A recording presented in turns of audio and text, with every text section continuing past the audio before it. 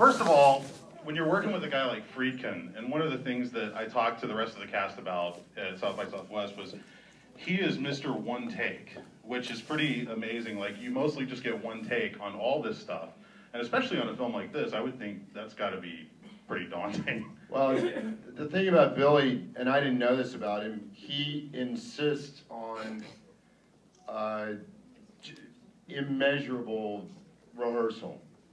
We got there a couple of weeks early. We rehearsed every day, all day. Every Friday when we started shooting, he would be like, what time tomorrow on Saturday? And we'd all have, including Matthew, we'd all have to agree on a time. And then we'd rehearse for like 4 hours, 6 hours on a Saturday. And he'd be like, what time tomorrow?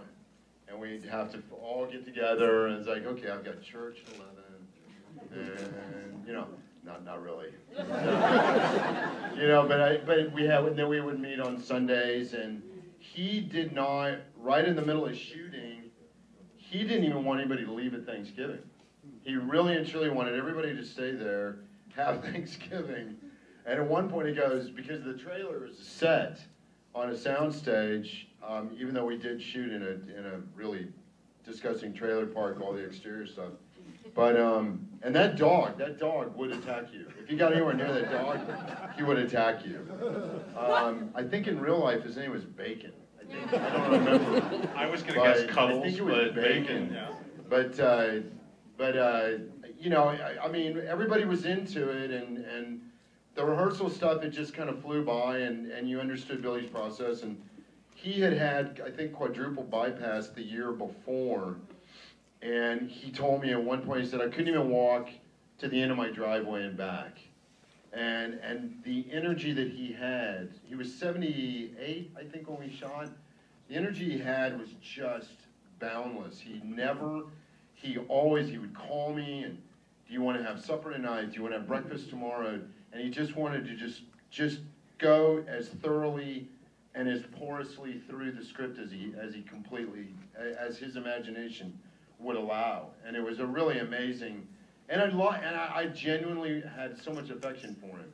But he's a tough director, but he's with you every second. I mean, he was always, you know, with Gina going through such a difficult scene there at the end, he really was very nurturing with her, and I know, ironically, you don't see it on screen, but no, and I think you're right. A lot of it, we also had a master filmmaker for a DP, Caleb Deschanel, who is just in his own right, you know, one of these just artists, magicians, and you don't know how they pull off what they do, but.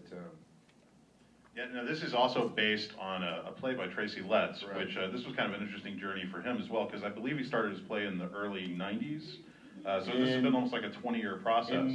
Whenever we shot in 2010, it was the 20-year anniversary. Yeah. He had written it for Steppenwolf, and I don't, do you guys know who Michael Shannon is? Oh, yeah. The actor Michael Shannon? Michael Shannon was a homeless guy living in a park in Chicago. And every morning when Tracy was walking to the theater and he was writing Killer Joe, he would see Michael Shannon. And he like started taking him coffee and started conversations with him, and he was like, and he is the character that Emil plays in the movie, Michael played, originated on stage at Steppenwolf, and they went to Broadway and the London West End, but Michael was a homeless guy. And one day, Tracy told me, he said, I just stopped and I was like, what are you waiting on? To Michael Shannon, he was like, I don't know, just something to happen that'll be cool. And so Tracy wrote the role for Michael Shannon, who now is an Oscar-nominated actor. He stars on Boardwalk Empire. I mean, he's done some amazing film work. And it all started with being a homeless guy that Tracy Letts saw in a park. Yeah. And Tracy won the Pulitzer for August Osage County, I think right before we started shooting this movie. So he's a very celebrated playwright, and he's a really interesting guy to get to spend time with. Yeah, and it seemed to me like that was the big driving force behind everybody wanting to be a part of this. I mean, that and Friedkin, of course, you know, just having a chance to work and with Matthew.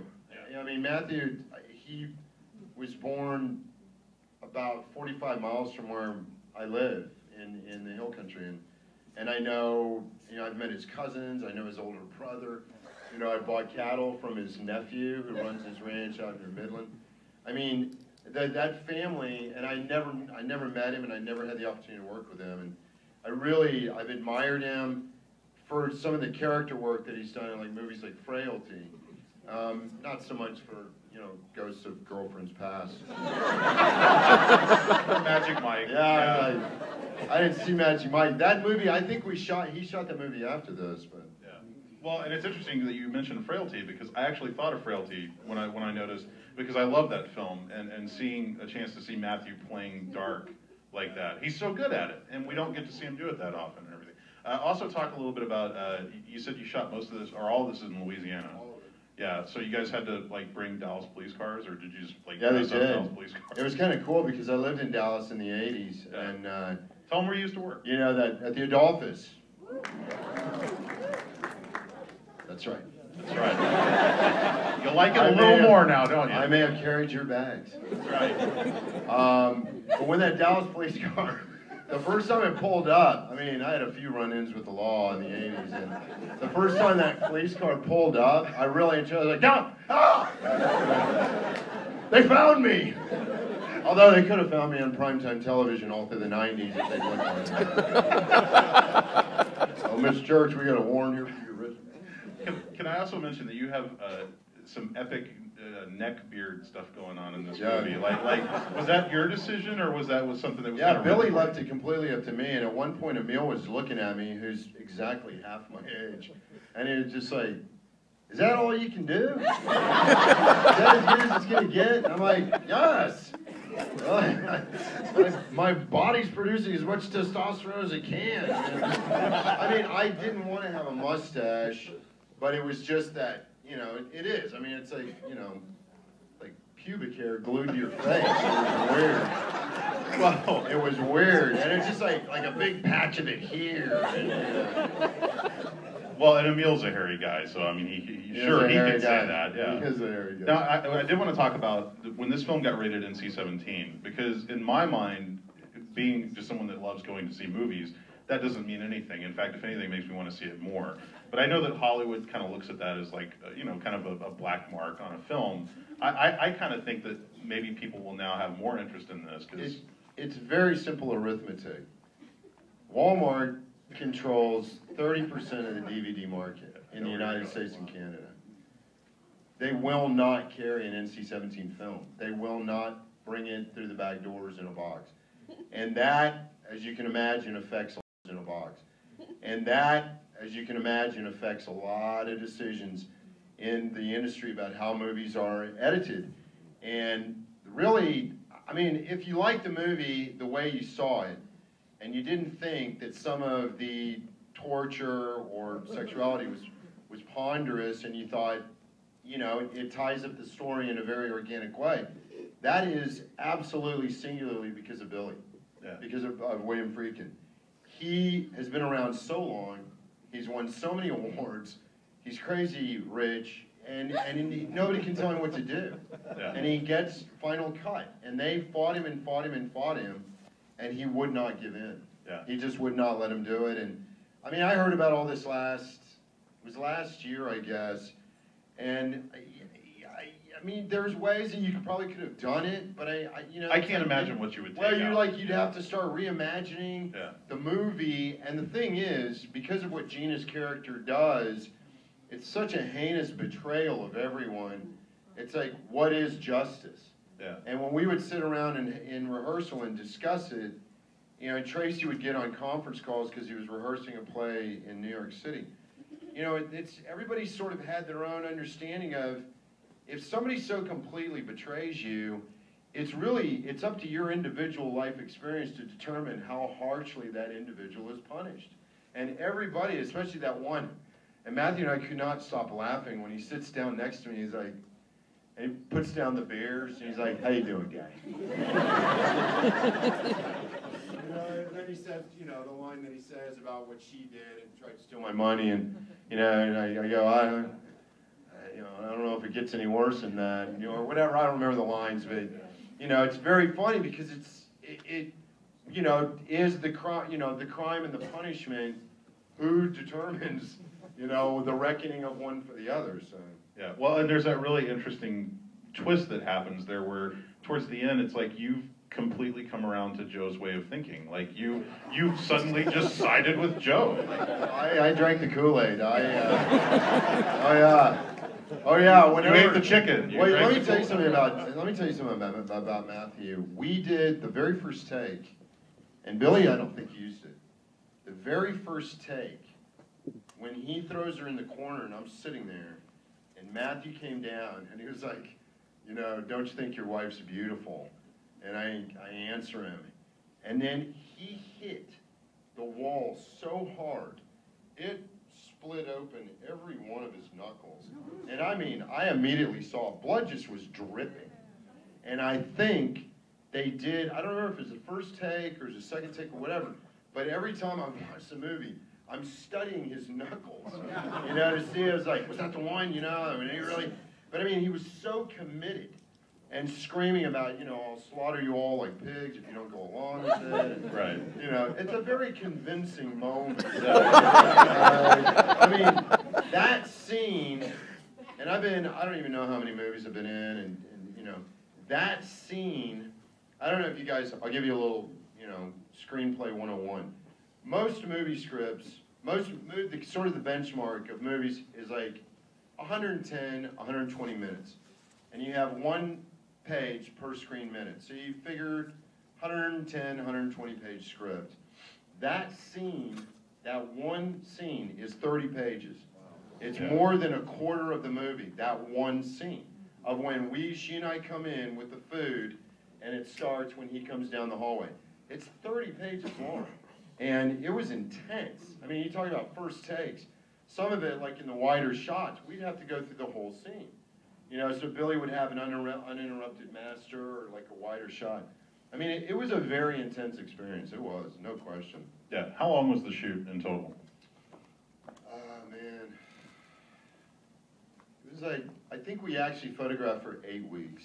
And we were there for like 10 weeks. Yeah. And you also have, I think, one of the biggest laughs in the movie without saying a single word with your jacket. Oh my God. That jacket. The rigging that went into that jacket. Some of the stuff, I mean, when I watch the movie, some of the stuff, when people, I don't know how many people might be here from Louisiana. It is, and I hope I don't offend you, it is truly the most corrupt place I've ever been to. I would call my cattle partner in Texas and be like, well, how's it going down there? And they're like, you know, they don't have liquor stores in Louisiana. They're called Burger King. You literally could buy a bottle of, you know, like Clooney scotch at Burger King. Yeah. Like all gas stations, anywhere you go, there's booze available. There literally are drive-through places where you can get a hurricane. And like a drive-through and then drive away with a 40-ounce hurricane. But when I was just saying the corruption, that cemetery scene, when we bury her, the day before we shot at a location, the church called the production office and said they needed a $100,000 donation to the church the day before we were going to shoot. And then they scrambled. They had to move the shoot day to find another cemetery. It was unbelievable. Wow. Unbelievable. There you go, a little backstory about it. And people think, oh, come on, man, Hollywood, everything's above the, you know, everything's above the table. Yeah, you get out of Hollywood to avoid that kind of thing, right? All right, I know you guys have to have questions, so I want to take it over to the audience. Who has a question who wants to start us off here? Raise your hand. And nobody has questions about this movie. Right. Thank you. I was going to ask if you like playing Spider-Man 3 there or Tombstone there. Gosh, that's a good question. Probably Spider-Man 3, I guess. I got really big muscles for it. But you know, I mean, I'm fond of both of them. I am. Did Robert Duvall have anything? I want to hear about that because I've heard of stories, but I didn't know the whole. Well, for those in the back that couldn't hear, what was the other? Robert Duvall. Robert Duvall. What are you? Did Robert Duvall affect your Well, it was an honor to work with him. I mean, it was right on the heels of Sideways and which is another movie that I did. And yeah, no, I mean, I heard he was doing a Western. I knew the guy that was training Walter Hill because he was training me for Spider-Man 3. And I got to Walter through, believe it or not, my trainer. And I asked him if there was any chance, and he said, let me set up a meeting with Bobby. And Bobby, he's great. I mean, he's very intimidating when you meet him in person, but he started calling me at the ranch like 5 times a week. And one day I had to get off the phone with him. I said, listen, I got to cut it short. We have to go fix a windmill. He couldn't believe it. Couldn't believe that I was actually going to go fix a windmill myself, and I knew how to do it. But no, it was a great experience, and he's an American icon. She had a question, which one? Now she has to pee. Oh, okay.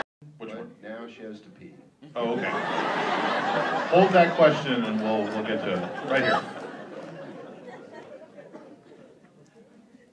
What attracted you to this? Well, film? the play, whenever I read the script, I was like, okay, this is incredibly dark and incredibly funny. But honestly, it was the tandem of William Friedkin, who, I don't know if everybody knows, French Connection, Exorcist, one of my favorite action movies of all time, Live and Die in L.A. And he's a truly an American legend as a filmmaker, and it was all about Billy. And I read the script, and then I was like, wow, the script is amazing. And Matthew was not completely committed at that point, and I said I was in anyway. I mean, I heard other names, and I know, I'll tell you guys a little something out of school, and I won't get in trouble.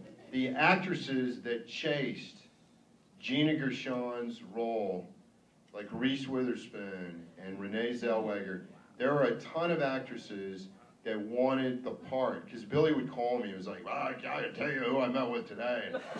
None of them would do the frontal nudity at the very beginning of the movie. None of them wanted to do the frontal nudity. They didn't want to be introduced to the picture with their vagina, And Tracy Letts, the playwright, he told Billy, he said, look, what that sets up, and I heard, like the way people reacted, I was really listening.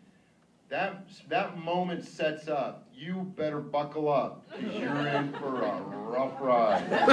And Tracy felt it was critically important that when that door swings open, her stepson is looking at, her bush.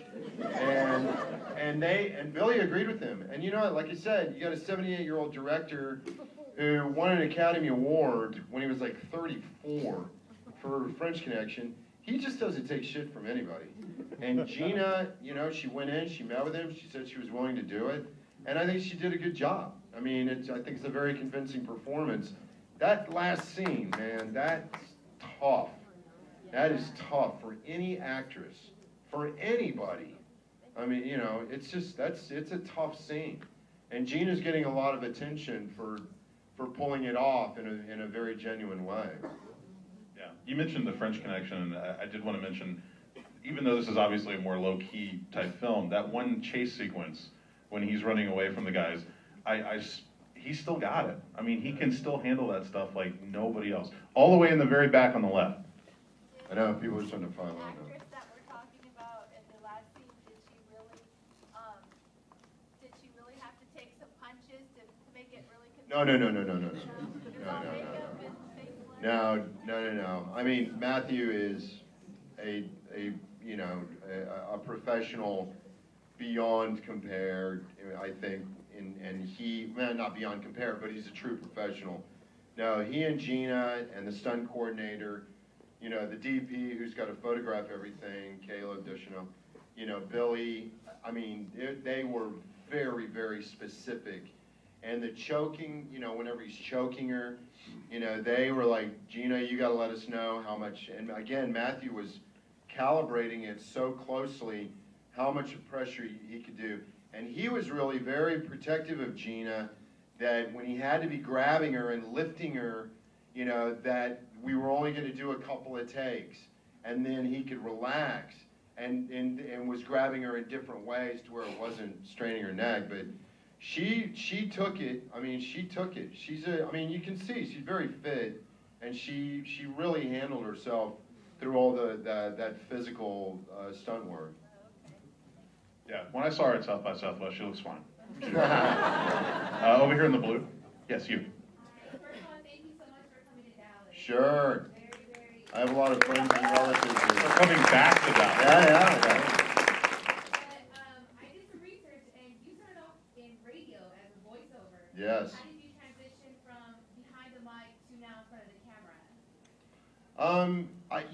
I went to University of North Texas in Denton, and when is it Go Eagles or Go Mean Green? Mean Green. Yeah. And you guys are going to hear something later this year, and you'll be like, traitor. Because the TCU football team, TCU asked me to be the voice of their football team. So, I know. If UNT plays TCU, then, I'll figure all that out. But it was just one of those things, like I got to UNT and I took some acting courses because I don't just dabble a little bit in drama in high school in Harlingen. And it just, acting appealed to me, but, doing voiceovers is acting.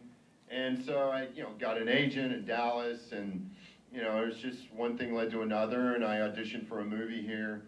It was my very first audition, and I got a part in this very low-budget movie and went to shoot it in Kansas, and then came back and told my parents, I'm probably going to move to L.A., and I moved to LA, and then I got a TV show, Wings, like about 6 months after. Thank God, because my dad, every time he wrote a check to help me, it's like the pen would tear through the paper. I really wish he'd come back to Texas. Do you still get people coming up to you calling you Lowell? Not as much. I mean, it's been a while. The show ended, for me, it's 17 years ago. Yeah. Not as much, but it runs like on TV Land, and there's another network that's running it now, I think called Reels or something. Yeah. Reels. With a Z.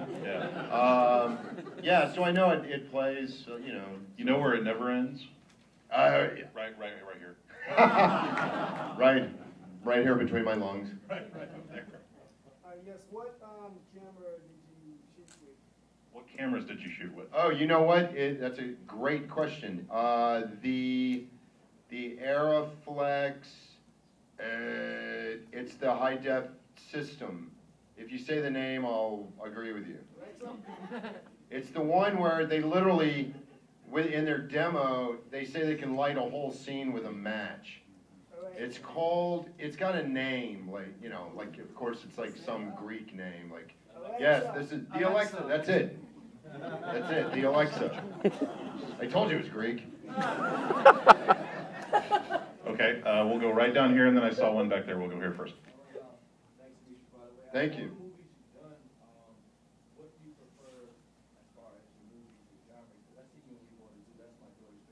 Oh, thank you.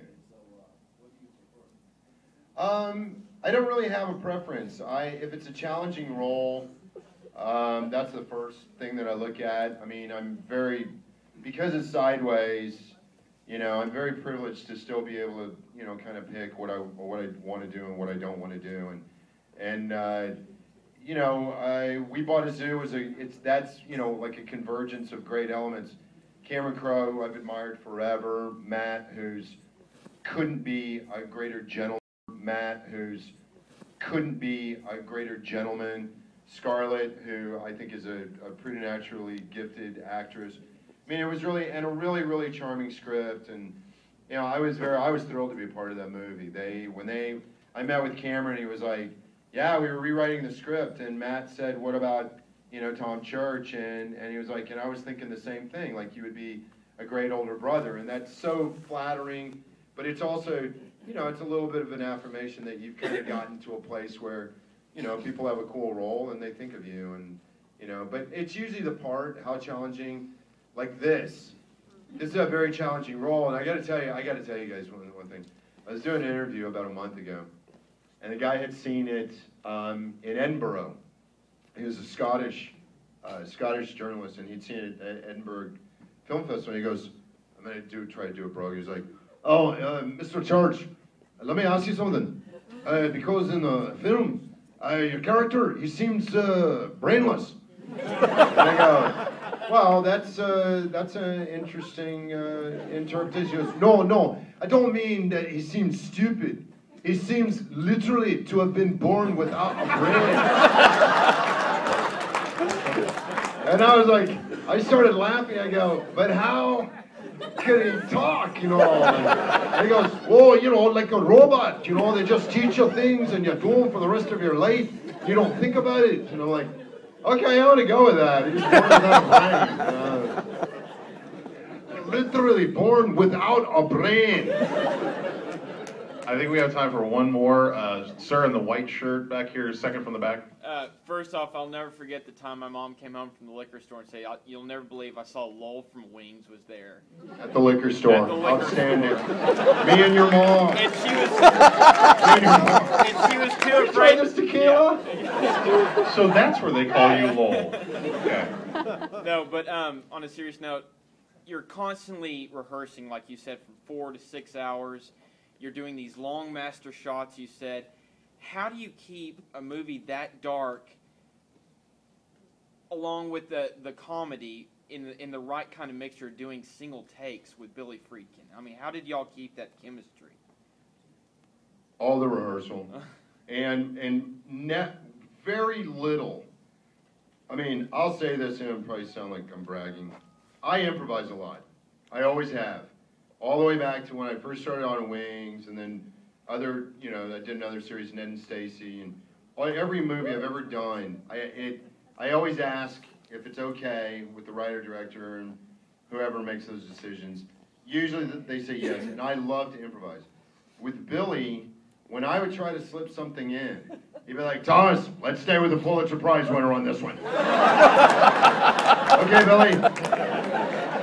And even the first time we rehearsed with Matthew, which was in that pool hall, and we had all just met, and it was, Matthew had flown in, and Billy was like, and they had, you know, Matthew came, I think he came straight from the airport to that pool hall, which was an abandoned, I'm sorry I used a bad word, abandoned shithole.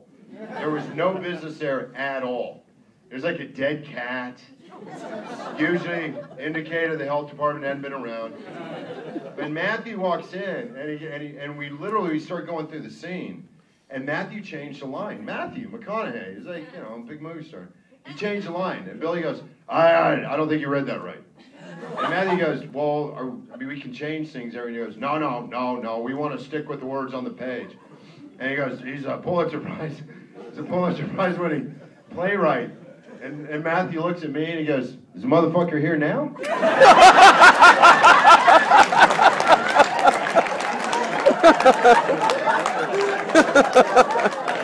And I asked Matthew later, I go, why'd you look at me? Because I figured if Billy attacked me, you had my back. We're Texas.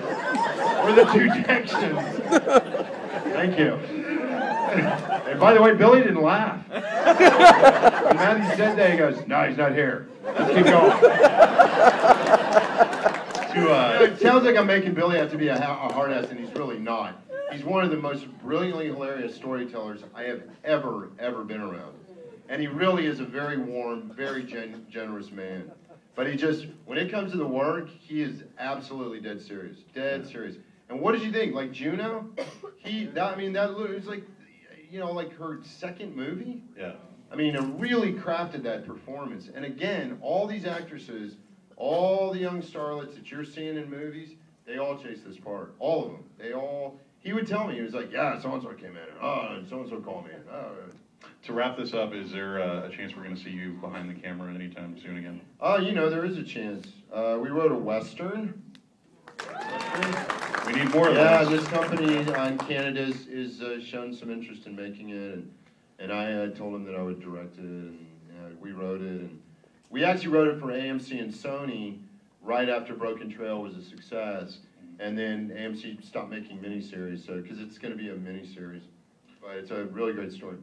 All right, well, listen, everybody go tell everyone you know how great Killer Joe is. Yeah. And big thanks to Thomas Haden Church, Dallasville. Thanks for Society. staying. Thank you very much for coming out tonight. Thanks for staying. Thank you to the Angelical.